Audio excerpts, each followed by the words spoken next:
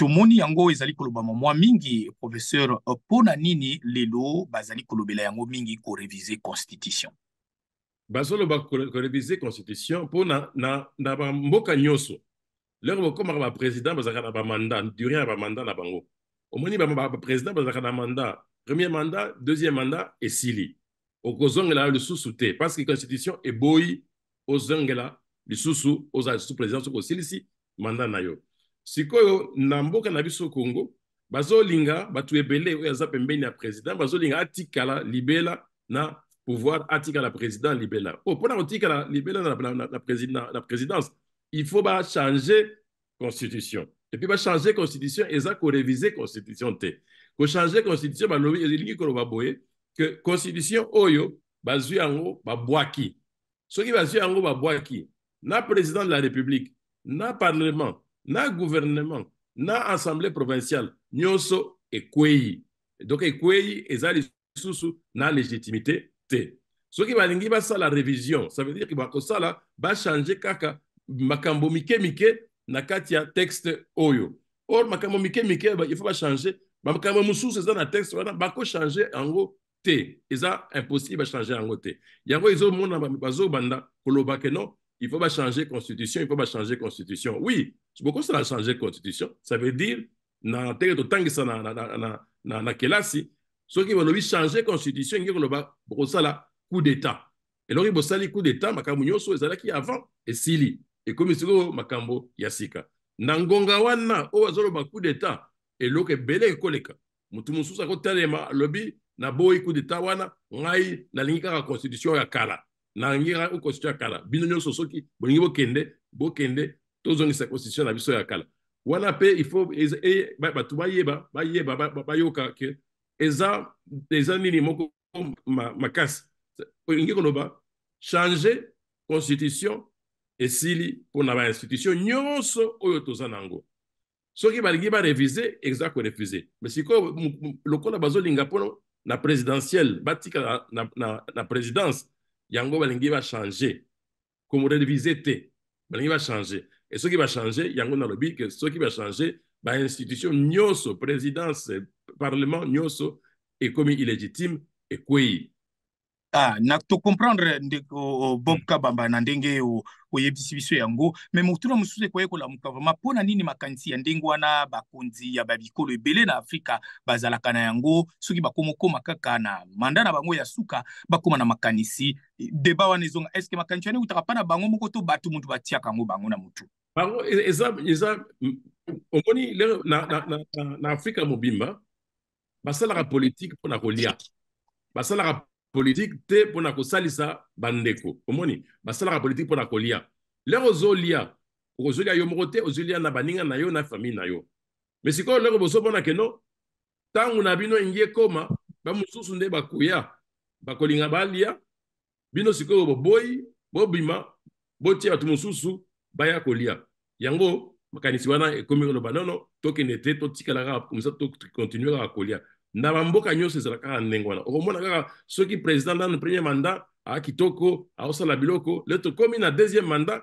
bakomona suka ya kolia ekomi kopusana yango wana liloba wana ekomo bandela ba changer constitution parce que tout simplement pouvoir nde kolia pouvoir nde mbongo pouvoir nde makambo nyonso ozomona bamboka na biso bazo créer ba parti politique koleka ba entreprise eza ndenge nini donc mutu ata otuni mutu okosala nini musala nini olingi osala akoyebisa yo alingi akoma politicien mpona nini parce que okomi politicien okomi na mbongo okomi mutu et puis okolia okoleisa famille na yo etc ndenge wana malheureusement toza na Afrika na Congo toza na liloba wana mpe ipe esila soki esili okomona makambo wana ya ma deuxième mandat ya modification ya constitution nyonso wana ekosila. Professeur toyoki pe lisusu ete balobi constitution ya mikolo oyo yango pe mutezo ko sala te kotia na esika moko mbulamatari to gouvernement suminwa ewumela ezali ya solo ezali ya solo te parce que na constitution wana ba président mususu bazali na constitution Joseph Kabila azali na constitution oyo asali gouvernement esalami sans problème l'air bazalaki na Tshisekedi na Kabila basalaki pe gouvernement pour les constitution ezalaki te L'air baswani entre Tshisekedi na Kabila baswanaki.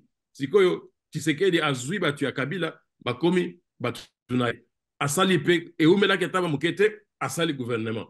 Sikoyo lelo ezo umela po anini. Po azana batu tellement ebele, tellement ebele na kotali par exemple le Parlement eza batu nyonso ya Parlement baza batu ya Tshisekedi. Batu kaka ndambu nde batu baza batu ya opposition. Nyonso eza batu ya Tshisekedi. Mais sikoyo batu wana nyonso balingi balia. Balingi bafanda balia. Sikoyo pona kofanda pona kolia, ba place eza ebele te.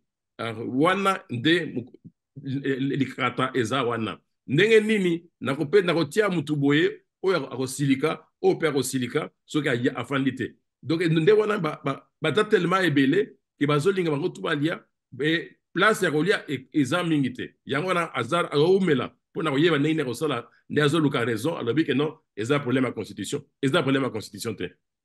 To comprendre professeur esika mususu po toza koyeba na histoire na 2006 yo zalaki moko ya bakomi ya constitution oyo ezali sikoyo na place ndenge ozali komona makambo sikoyo ezokolekela sur le plan géopolitique eloko nini yo ozali koreproche to ozali komona ezali ya mbeba na constitution oyo ya sikoyo na constitution ya sikoyo ezaki constitution malamu eza kosala ke bitumba ezalama te na kati ya mboka ba institution parlement soki nini etutana te ebundana te bato nyonso basala mosala na bango calmement na collaborer entre ba institution wana mais bien sûr que oyebi que eza makomi ba faute pe ezalaka il faut qu'on améliorer ce que nous améliorer eza na biloko mike oyo kosalama que constitution wana ekoma kitoko.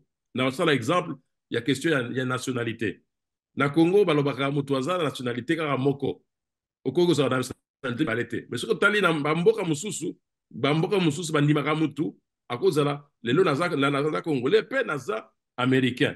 Ekole kanango bien sans problème. Américain bandimi, ba français bandimi, ba belge bandimi, ba sénégalais bandimi, ba malien bandimi, ba burundais bandimi, ba sud-africain bandimi, ba ekole ebele endimango. Et pas na biso nanote.